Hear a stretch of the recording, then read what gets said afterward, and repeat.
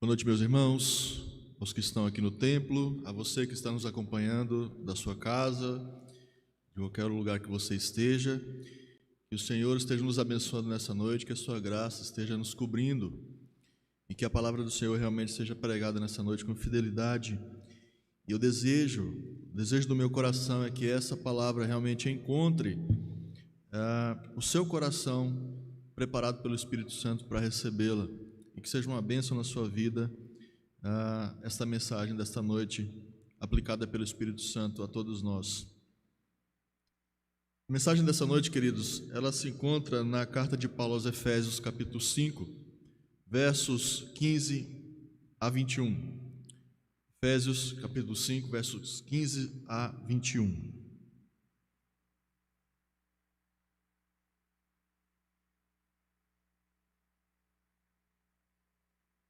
A palavra de Deus nos diz assim: portanto, vede prudentemente como andais, não como necios, e sim como sábios, remindo o tempo, porque os dias são maus.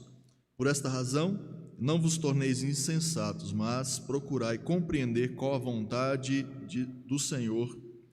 E não vos embriagueis com vinho, no qual há dissolução, mas enchei-vos do Espírito, falando entre vós com salmos, entoando e louvando de coração ao Senhor com hinos e cânticos espirituais, dando sempre graças por tudo a nosso Deus e Pai, em nome de nosso Senhor Jesus Cristo, sujeitando-vos uns aos outros no temor de Cristo.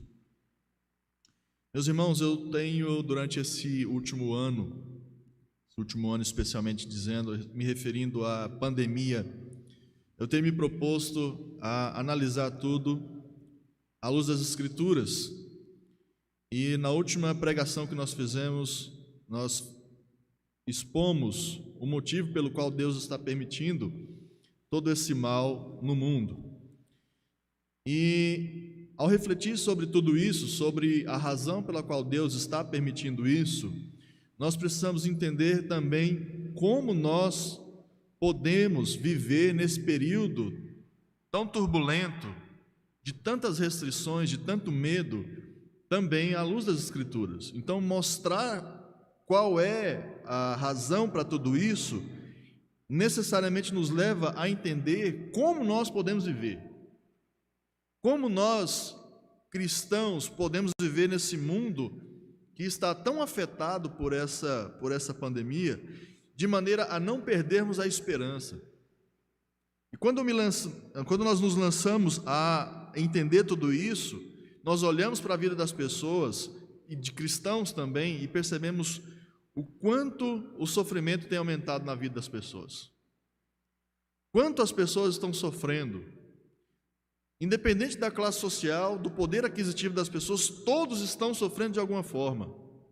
Isso é uma análise que eu faço, inclusive, acompanhando a igreja, acompanhando diversos grupos da igreja, diversos irmãos da igreja. E quando eu olho para o mundo também, a nossa vizinhança, aquelas pessoas que convivem conosco, todos estão sofrendo. Aqueles que estão sofrendo apenas com a privação social, mas não têm uma ameaça às suas finanças, estão com com o seu poder aquisitivo garantido, eles não estão imunes a tudo isso. O próprio isolamento social está trazendo transtornos psicológicos para essas pessoas, para esses irmãos. Embora a crise financeira não os esteja afetando, graças a Deus por isso, mas outros fatores de sofrimento estão afetando sim esses irmãos. De uma outra maneira, talvez irmãos que não estejam sofrendo por esse lado financeiro, talvez tenham perdido irmãos, talvez tenham perdido parentes queridos, talvez tenham perdido amigos. E esse é um grande sofrimento que essas pessoas carregam. Por outro lado, irmãos, pessoas à nossa volta que já perderam a sua renda, inclusive, e estão sofrendo com a privação de alimento. Ninguém está imune, queridos, a isso. Eu quero dizer para você, meu irmão, minha irmã, que está nos assistindo, a vocês que estão aqui no templo, seja qual for o seu sofrimento, seja ele psicológico, seja ele pela dor da perda, seja ele pela privação do alimento, A igreja está aqui para te acolher. Você não precisa passar por isso sozinho. A igreja é a instituição de Deus na terra. Quando eu digo igreja, não é apenas a IPSU, não é a IPB apenas, mas é toda a igreja fiel às Escrituras, espalhada por toda a terra. Recorra à igreja. Procure a igreja. O Senhor Jesus está abrindo, ou o Senhor Jesus está abençoando a igreja para que a igreja seja bênção para cada um de vocês que estão de alguma forma em sofrimento. Paulo diz lá em 1 Coríntios capítulo 15, verso 19, que se a nossa esperança em Cristo se limita apenas a esta vida, nós somos os mais infelizes das pessoas. E sim, Paulo está direcionando o nosso olhar para algo que é transcendente, para algo que é muito maior, que é a vida com Cristo na eternidade. Mas nós olhamos para esse texto e nós não podemos chegar à conclusão de que Deus está preparando algo bom só para nós, só na eternidade. Como se Ele estivesse nos deixando à mercê de tudo aqui nesta vida, para que a gente sofra mesmo, e que cheguemos no paraíso, cheguemos no céu, e com uma vida totalmente destruída, pelo sofrimento, pela pandemia, por problemas psicológicos, por problemas de cunho financeiro. Eu me pergunto se é isso, se é apenas isso, se Deus está nos deixando à mercê de tudo, e eu chego à conclusão de que não. Deus não nos abandonou, queridos. Deus não te abandonou no isolamento social. Deus não te abandonou na perda do teu emprego. Deus não te abandonou na perda de um ente querido. Mas como entender o cuidado de Deus nessa pandemia? Como entender que Deus, apesar de tudo, está cuidando de nós? A primeira verdade que nós precisamos entender é essa: que a pandemia ela não anula o cuidado de Deus com o seu povo. Deus ainda está cuidando de nós. Mas de que forma? E é isso que nós vamos ver nessa noite. Eu espero muito em Deus que essa palavra realmente encontre lugar no seu coração, para que você se conforte no Senhor. Porque quem mais pode nos dar conforto? Quem mais pode ser alento para nós nessa vida, queridos? Ninguém mais. Só o Senhor. Nós não temos outro remédio a dar. Nós não temos outro caminho a oferecer, a não ser o caminho das Escrituras. E é o melhor caminho. Nós não temos outro porque não há outro melhor. Esse é o melhor caminho. E nessa noite eu quero trazer realmente uma palavra de misericórdia para nós. Quero trazer uma palavra que realmente traga ânimo para os nossos corações, que já estão tão debilitados com toda essa situação, com tantas perdas. O que o povo de Deus precisa nesse período é de misericórdia, é de graça, é de cuidado divino.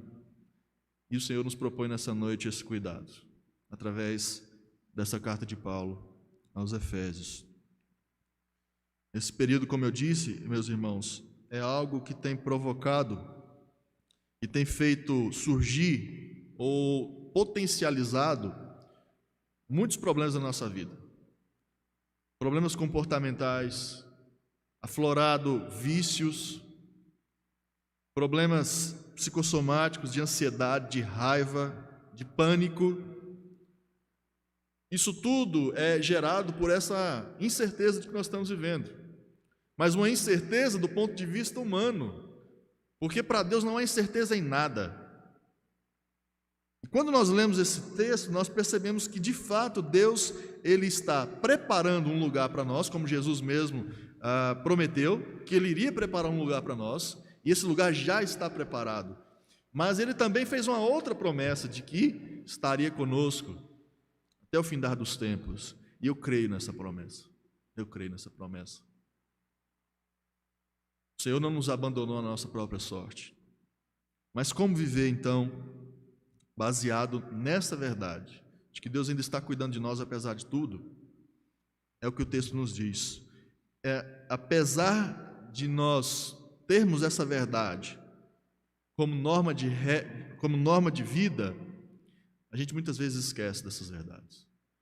E nessa noite eu quero te lembrar de muitas delas que podem ajudar em todos os momentos em que nós nos encontrarmos de alguma forma afetados por essa pandemia. E a pergunta que eu faço é: quem aqui de alguma forma não tem sofrido? Nós temos sofrido. Começo do mês, infelizmente, eu fui acometido também pela Covid. E graças a Deus não tive nenhum sintoma grave, não fiquei com nenhuma sequela. Mas essa doença, ela mexe muito com a nossa cabeça.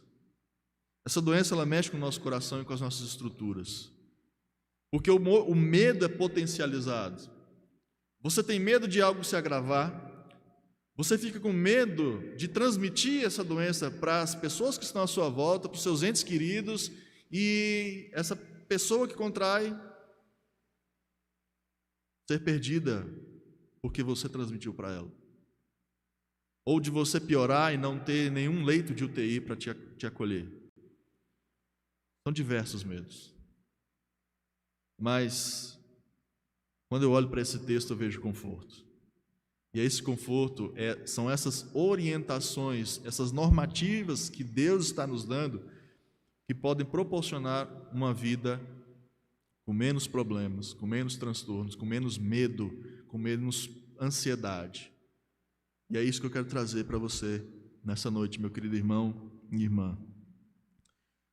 Olhando para o texto, nós podemos entender que Paulo ele faz uma escalada a respeito da sua argumentação para que nós não achemos que o barco da nossa vida está à deriva. A primeira coisa que Paulo faz é constatar, é fazer uma constatação, e essa constatação não é boa. A primeira constatação que Paulo faz é uma constatação pessimista, digamos assim, mas não é a única. Quando nós olhamos, por exemplo, para o verso 15 e 16, Paulo ele nos diz que os dias são maus. Os nossos dias estão sendo afetados por diversos transtornos. Quantas milhares de vidas já não foram perdidas no nosso país, no mundo, por conta de tudo isso? E quando nós vemos essas notícias, isso afeta o nosso coração, isso faz com que a maldade do mundo se instale também em nós, do ponto de vista da perspectiva. As nossas perspectivas são afetadas por isso. Nós começamos a olhar para o lado e ver tantas pessoas partindo, pessoas conhecidas, parentes queridos, e nos perguntamos: será que isso vai acontecer conosco? E nós não temos uma garantia para dizer. Eu não posso garantir que amanhã eu não serei uma vítima, ou cada um dos nossos irmãos aqui. Mas Paulo, ele não se limita a constatar que os dias são maus. Mas antes de prosseguir, nós precisamos entender o que Paulo quer dizer com dias maus. Será que a época de Paulo, antes da época de Paulo, as coisas eram boas?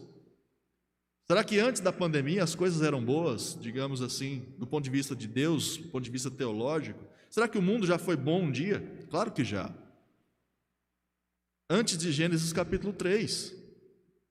Antes de Gênesis capítulo 3, que é o evento da queda, havia uma total harmonia na criação de Deus, entre Deus e o ser humano, entre os seres humanos e entre a criação. O mundo era bom. O que nós entendemos então que Paulo está dizendo sobre os dias são maus é que depois de Gênesis não há um dia sequer na existência humana que seja plenamente harmônico. E nós precisamos entender isso, queridos.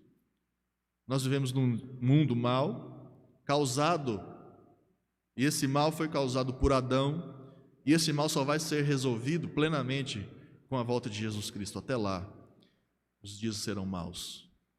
Mas Paulo não nos dá essa notícia e nos deixa à mercê dessa má perspectiva. Paulo nos diz que há um modo de viver nesse mundo mau, não se entregando ao desespero. Por mais que sejam terríveis as nossas perdas, Paulo está nos dizendo que o luto vai existir, que as perdas vão existir, mas que há uma esperança. Há uma esperança para esta vida ainda. Logo, ser cristão é saber interpretar o mundo, a maldade do mundo, saber fugir dessa maldade do mundo e saber o que Deus está fazendo para corrigir isso. Essa é a primeira perspectiva que nós temos. O mundo é mau, os dias são maus, mas Deus está nos assistindo. De que modo? E Deus está nos dando algumas diretivas, algumas direções para seguirmos, para que a nossa vida realmente não se limite ao desespero de tudo isso. Como nós podemos viver, então, desta maneira? Nós nos entregarmos, queridos, a essa realidade que o mundo está nos oferecendo. Se nós acharmos que a pandemia é o grande fator que vai decidir a nossa vida e a nossa saúde psicológica e a nossa saúde espiritual, nós vamos adquirir diversos problemas para nós. Você achar que a pandemia tem esse poder sobre a sua vida e que não é Deus que está controlando tudo, você vai viver desesperado. E aqui eu não estou dizendo para a gente relaxar no nosso cuidado. Tomemos cuidados. Todos os cuidados necessários para que a gente realmente não seja vítima. Mas se nós estamos tomando esse cuidado, é o Senhor quem vai nos proteger aonde nós não conseguimos ir. Se nós vivermos entregues a tudo isso, a gente vai viver desesperado, nós vamos viver angustiados, nós vamos viver ansiosos e nós vamos adquirir diversos transtornos psicológicos. Basta ler as notícias do aumento de casos de transtornos psicossomáticos que surgiram na pandemia, por todos esses problemas que nós já dissemos. Essa pandemia, ela está produzindo um povo, e não somente um povo cristão, mas o mundo inteiro está produzindo essas características em nós. Características de desespero, tudo isso que nós falamos.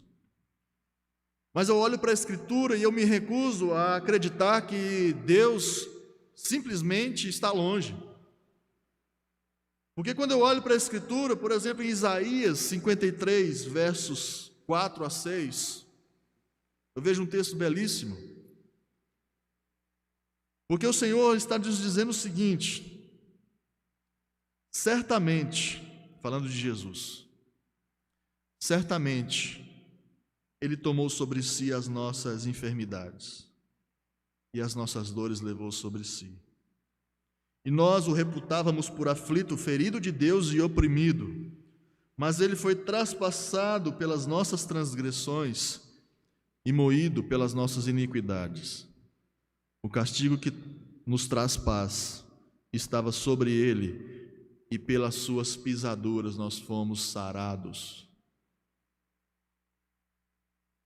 Pelas suas pisaduras nós fomos sarados. A cruz trouxe o benefício da cura. A cruz trouxe o benefício da paz. A cruz de Cristo, ela nos leva para o céu. Mas a cruz de Cristo nos traz conforto para essa vida. Você está precisando desse conforto nessa noite, saiba que é nas Escrituras que você vai encontrar. Quando Deus criou o ser humano, queridos, colocou ele lá no jardim do Éden,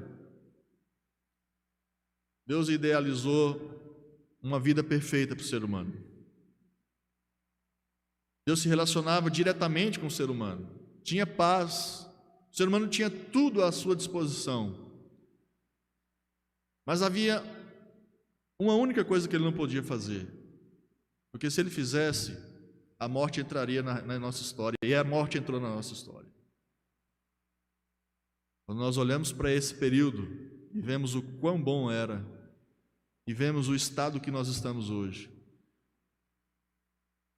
apesar de tudo, Deus nos orienta, apesar de todo o transtorno que Adão trouxe, Deus nos orienta a viver uma vida que não seja no total desespero.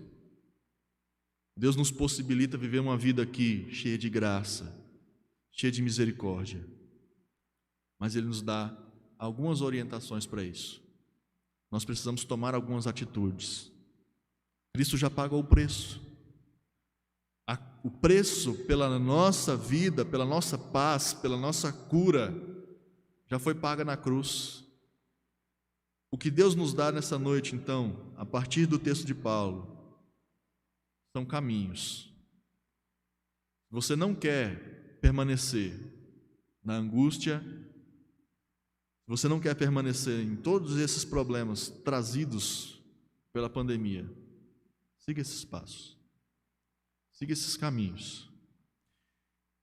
E a primeira coisa, depois que nós podemos entender que Paulo nos dá essa notícia de que os dias são maus, agora começam as boas notícias. Agora sim, Paulo quer nos dar boas notícias de como atingir uma vida que não se desespera, uma vida que não entra no transtorno que a sociedade vive, mas entende que há um Deus no céu cuidando de nós, e que a parte que nos cabe agora é seguir essas orientações para que tudo isso aconteça na nossa vida. Primeira coisa que Paulo vai nos falar, então, para que nós não percamos esse cuidado de Deus de vista, está no verso 15 ainda, é não andar como nécios. Primeira coisa que você precisa fazer, entender, mudar de atitude, é não agir como nécio. O nécio, o significado dessa palavra é alguém que é tolo, é alguém ingênuo em relação às circunstâncias, é alguém que não está entendendo a circunstância, do propósito de Deus para as coisas, para a história, inclusive para essa pandemia. Deus tem um propósito para essa pandemia. Se você ainda não sabe qual é o propósito de Deus ao permitir tudo isso, esse foi o nosso último sermão. Mas a primeira coisa, então, que Paulo nos orienta é: não seja nécio. Não viva como o restante do mundo que não está entendendo nada. O restante do mundo que não tem a Escritura para orientar a sua vida.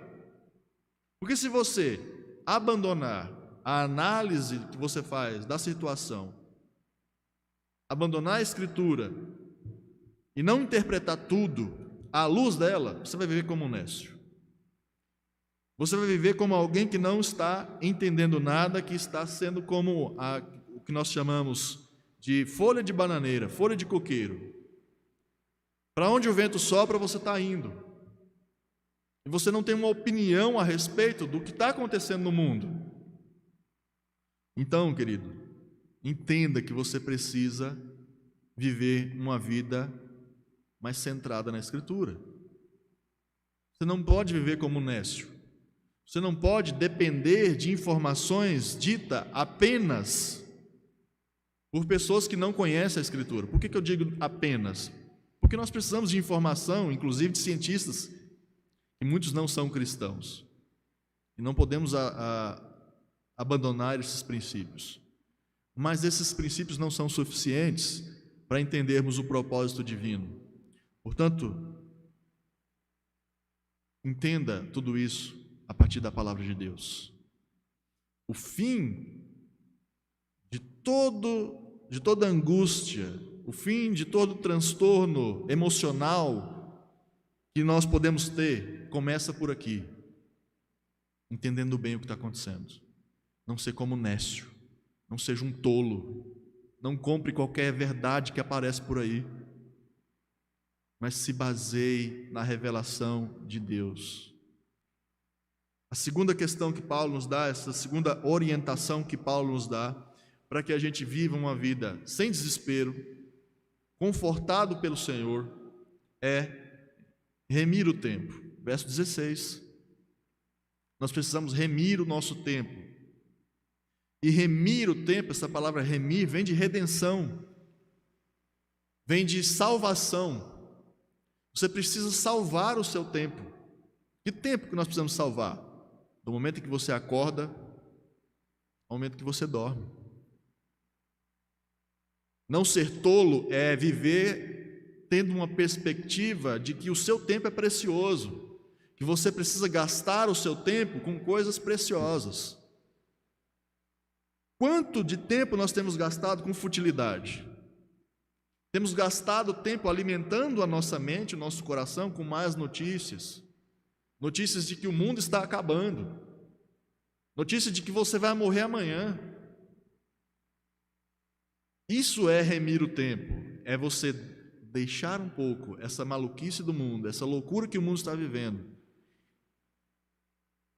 e se ficar introspectivo com o Senhor. Ter um tempo com o Senhor. Investir tempo no relacionamento com o Senhor. Isso é salvar o seu tempo. E não é o pastor que tem que fazer isso por você, não é o seu irmão que tem que fazer isso por você. Paulo está dando uma normativa individual. Se você não quer viver desesperado, angustiado, depressivo, no luto eterno,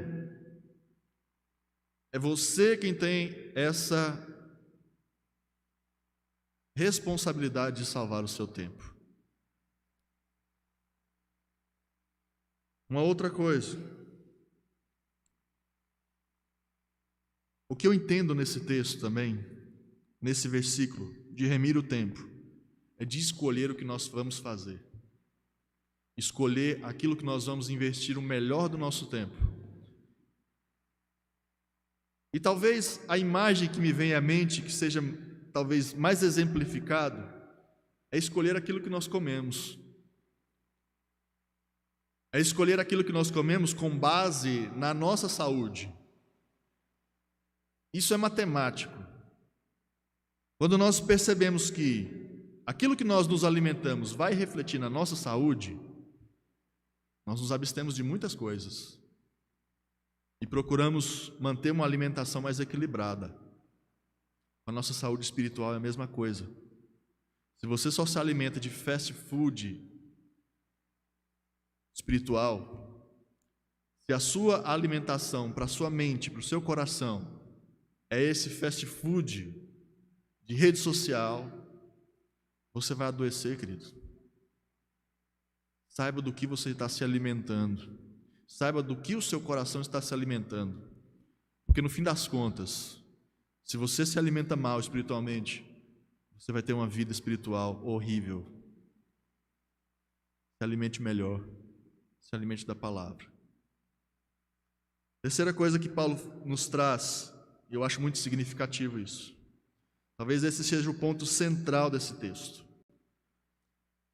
O verso 18 nos diz, e eu vou ler novamente esse verso: e não vos embriagueis com vinho, no qual há dissolução, mas enchei-vos do Espírito. Essa expressão é muito significativa. Enchei-vos do Espírito. E é tão significativo que Paulo vai colocar esse enchei-vos no modo passivo. E se a gente fosse traduzir do modo como Paulo escreve, não seria enchei-vos, mas deixai-vos encher. Se deixem encher pelo Espírito. Não é que você mesmo tenha a capacidade de pegar o Espírito Santo e beber o Espírito Santo como se fosse um líquido e isso te enchesse. Não é isso. Nós não temos esse poder de manipular o Espírito Santo para que ele nos encha. Mas o que Paulo está dizendo aqui, queridos, é que nós precisamos nos expor ao Espírito Santo. A figura que eu mais entendo que explique melhor tudo isso é quando está aquele dia gelado, a gente está com muito frio e a gente sai no sol. Você já teve essa sensação? Quando está aquele dia frio demais e quando você sai ao sol, o calor que está sendo produzido não é de você mesmo, mas é o sol que está te iluminando, que está te aquecendo. Mas você teve que sair. Você teve que deixar a sombra para se expor aos raios solares. É a mesma figura aqui. Você e eu não temos esse poder de encher do Espírito Santo, mas nós temos essa possibilidade de caminharmos em direção a Ele, para que com o seu calor Ele nos aqueça. No final das contas, isso é graça, porque não depende de nós. O poder que está nos aquecendo, o poder que está nos enchendo, não vem de nós, vem do Espírito Santo. E o que nós estamos fazendo é simplesmente abrir os braços para que esse calor nos inunde. Não viva uma vida depressiva, queridos. Não viva uma vida angustiados. Não viva uma vida com esses transtornos que o mundo está nos propondo. Se exponha à estrela da manhã, que é Cristo. E nós vamos ver no final como é que nós podemos fazer. Mas que benefício tem nós deixar-nos encher pelo Espírito? Esclarecimento de como viver. Todos nós precisamos dessa orientação, viver. Como nós podemos viver? Alegria e paz que excede todo entendimento. Quem aqui não precisa disso? E conhecimento da vontade de Deus. Você quer saber qual é a vontade de Deus para a sua vida? Para a vida da igreja? Para a vida do mundo? É através da exposição ao Espírito Santo. É através dos nossos olhares saírem do geral para virem para a Escritura.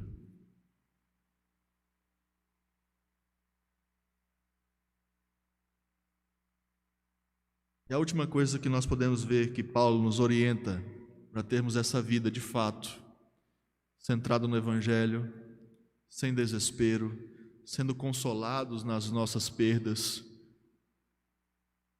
sendo supridos nas nossas necessidades materiais. Como eu disse no início, nós estamos aqui para isso. Mas Paulo dá uma última orientação, e na verdade é um fruto.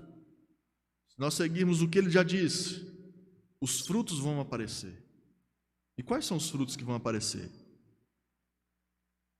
Na verdade, são orientações e são frutos ao mesmo tempo. Olha o que diz, verso 19. Ao encher-nos do Espírito Santo e agindo dessa forma, nós vamos estar falando entre vós com salmos, entoando e louvando de coração ao Senhor com hinos e cânticos espirituais, dando sempre graças por tudo a nosso Deus e Pai, em nome do nosso Senhor Jesus Cristo, sujeitando-vos uns aos outros no temor do Senhor, de Cristo. Perceba, queridos, quando nós estamos de fato nos expondo ao Espírito Santo, isso aparece na nossa vida. Quando nós nos expomos ao cuidado do Espírito Santo, Ele não nos deixa numa busca sem frutos. Batei, batei e abrir-se-vos-á. Essa é a promessa. E nós estamos buscando o enchimento do Espírito Santo para viver nesses dias que, como o apóstolo Paulo está nos dizendo, são maus. Nós estamos clamando a Deus para que nos ajude a passar por esse período. E Ele vai nos ajudar desta forma. Nosso modo de viver, ele muda. Ele se transforma com o nosso próximo. Nosso linguajar, ele vai demonstrar um coração que está pacificado. Um coração que não está transtornado. Essa paz que excede todo entendimento vai transbordar na nossa vida e vai atingir as pessoas à nossa volta. Sua família vai perceber isso. E ninguém vai entrar nesse colapso psicológico tão presente na nossa vida. E o nosso relacionamento com Deus também vai mudar, sabe por quê? Porque nós não vamos ficar perguntando: para que Deus? Por que Deus? Por que o Senhor permitiu isso, Deus? Mas ao invés disso, o que vai acontecer? Louvando de coração ao Senhor com hinos e cânticos espirituais, dando sempre graças por tudo. Por tudo.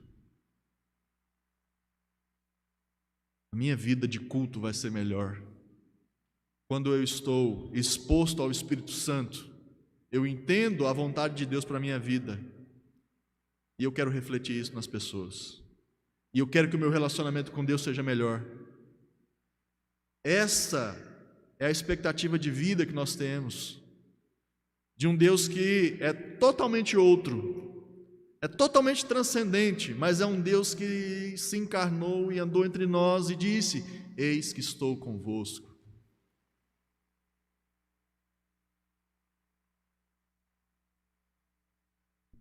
Deus não nos abandonou. Eu quero fazer apenas uma aplicação em relação a esse texto. E é justamente a respeito da expressão enchei-vos do Espírito. Como é que nós podemos ser cheios do Espírito Santo, queridos? O Espírito Santo, ele é o outro consolador enviado por Jesus. Ele nos prometeu isso. Sendo assim, o Espírito Santo fala ao nosso coração constantemente. Mas quando nós não nos expomos ao Espírito Santo, a palavra de Deus diz que nós vamos apagando a sua voz. Então, na medida com que você não se alimenta da Escritura, a voz do Espírito Santo vai ficando mais calada. A voz do Espírito Santo vai deixando de ser ouvida por você, porque você não está ouvindo, você não está dando a devida atenção à Escritura. Ele não deixou de existir, você não perdeu a salvação. Mas na medida com que você dá ênfase na voz de qualquer outra coisa, a não ser a do Espírito Santo, o Espírito Santo vai deixando de se fazer ouvir. E o modo de se encher do Espírito Santo é através da Escritura, através da palavra, através da oração. Eu não tenho outro remédio para dar para a igreja, eu não tenho outro remédio para dar para mim. A única forma de deixar-me encher pelo Espírito Santo é abrir a Escritura. Eu estou, na medida com que eu desfruto da palavra de Deus, eu estou me expondo ao Espírito Santo e Ele está me enchendo. É por isso que nós cremos que a palavra de Deus, a Escritura, é um meio de graça. É um meio com que Deus nos abençoa, nos enche. E num tempo em que nós estamos privados do sacramento da ceia, que é um meio de graça, nós temos a palavra de Deus como esse meio. Se expõe ao Espírito Santo, meu irmão, minha irmã. Nesse momento em que pastores não podem visitar, em que a igreja está vazia, onde nós não podemos nos consolar pessoalmente, é o momento de você realmente ficar introspectivo com o Senhor, se expor aos raios do Espírito Santo através da Escritura. A palavra de Deus é o melhor remédio para qualquer dificuldade, para qualquer problema. Ela é a voz de Deus.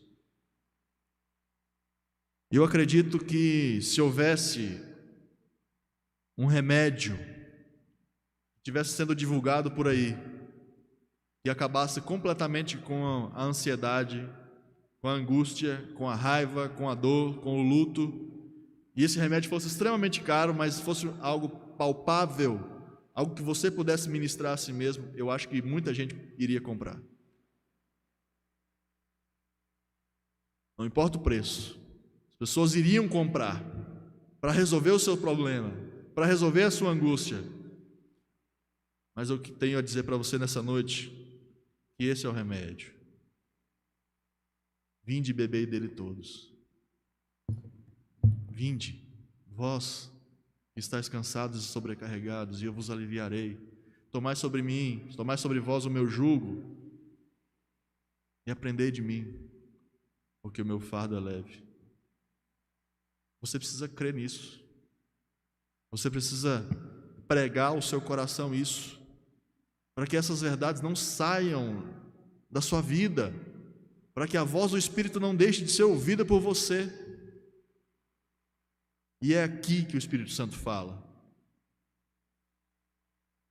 Mas eu não estou aqui para trazer uma mensagem de acusação, para que você tome atitudes apesar da sua dor.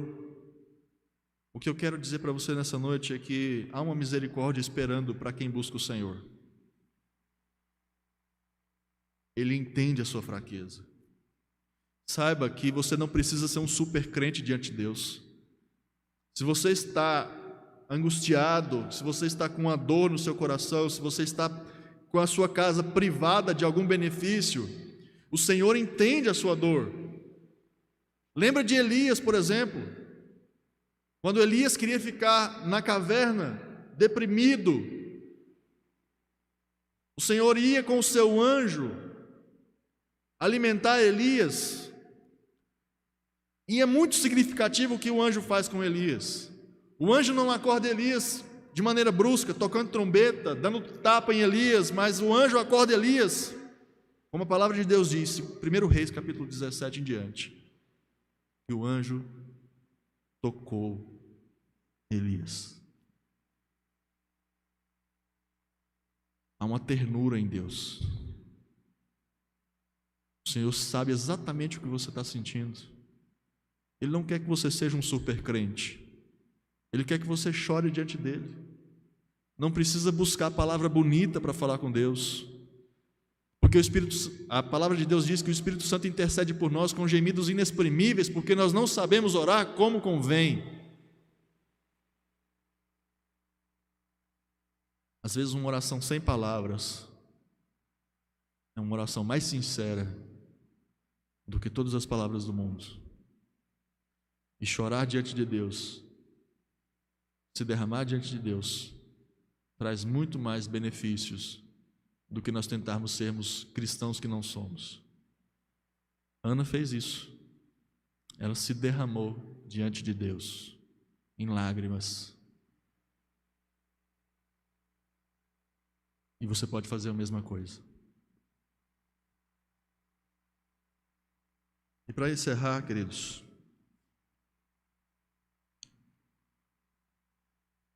se você ainda duvida que a palavra de Deus pode ser esse remédio para a sua vida, se você ainda está meio cético que realmente se você se lançar a essa exposição ao Espírito Santo pode trazer benefício para você, eu quero trazer alguns dados que são interessantes. Quero trazer uns dados que são estatísticos e que mostram que essa exposição à palavra, ao Espírito Santo, a esse Deus que é real, trazem benefícios reais, visíveis, mudanças visíveis para nós. Uma pesquisa realizada lá nos Estados Unidos, queridos, por uma entidade, por uma organização chamada Centro de Engajamento da Bíblia, fez uma pesquisa com cerca de 40 mil pessoas. Eles ouviram essas pessoas para estabelecer a relação entre a proporção de leitura bíblica e o comportamento diário que essas pessoas tinham, desses entrevistados. E eles analisaram esses dados da seguinte forma: pessoas que têm contato, eles chegaram a essa conclusão, pessoas que têm contato uma ou duas vezes por semana com as Escrituras não desfrutam de quase nenhum benefício espiritual. Quase nenhum. E eles foram bem específicos em relação a isso, porque essas pessoas normalmente têm o contato com a palavra de Deus no momento em que o pregador diz: abra sua Bíblia e você ouve um sermão. Ou, durante a semana, com mais um encontro na igreja, então aí somou-se 2 contatos com a Escritura durante a semana. Essas pessoas não tiveram nenhum, absolutamente nenhum, progresso espiritual. O outro grupo, alguns outros grupos, pessoas que estudam a palavra 3 vezes por semana, tiveram um leve reflexo em relação ao grupo anterior. 3 vezes por semana. Mas o mais surpreendente foi quando eles chegaram a um outro grupo. o grupo que se dedica ao estudo da palavra por no mínimo 4 vezes por semana. Esse grupo teve números extremamente significativos. Para os irmãos entenderem isso, esse grupo de pessoas, de crentes que se dedicam 4 vezes ou mais ao estudo da palavra por semana, tiveram 30% menos sentimento de solidão. 30%. Pessoas que se dedicam ao estudo 4 vezes ou mais por semana têm 32% menos sentimento de raiva. Essas pessoas também têm 40% menos sentimento de amargura nos seus relacionamentos, com pais, filhos, marido, esposa. 57% menos problemas com álcool. Essa pesquisa mostrou que o compartilhamento da fé de pessoas que têm essa rotina de estudo semanal aumenta 200%. Pessoas que se dedicam ao estudo da palavra de Deus 4 vezes por semana compartilham ou aumentam o compartilhamento da sua fé em 200%. Isso são dados estatísticos, 40 mil pessoas. 60% menos sentimento de estagnação espiritual. Sempre quando você pergunta para uma pessoa, como é que está a sua vida espiritual? Você está satisfeito? Muitas vezes a gente ouve, eu não estou satisfeito. Esse sentimento diminui 60%, porque a pessoa percebe que está em movimento. Agora, quanto ao discipulado, quem se expõe ao Espírito Santo dessa forma, aumenta em 230% a intenção ou a participação no discipulado. 230%. E finalizando, 61% menos envolvimento com pornografia. 61%. 68% menos chance de adultério. E 74% menos chance de se envolver com jogos de azar. Queridos, numa época em que nós temos contato com rede social, com internet, e com a pornografia tão livre, tão acessível, com o adultério tão acessível, o simples fato de nos expormos ao Espírito Santo provoca isso. Se você tem dúvida que a exposição ao Espírito Santo através da Escritura não te proporciona isso, está aqui os dados. Siga isso para a sua vida. Se você quer uma mudança de fato, se você não quer viver uma vida angustiada, uma vida cheia de problemas psicológicos, por conta de toda essa pandemia, se exponha aos raios do Espírito Santo.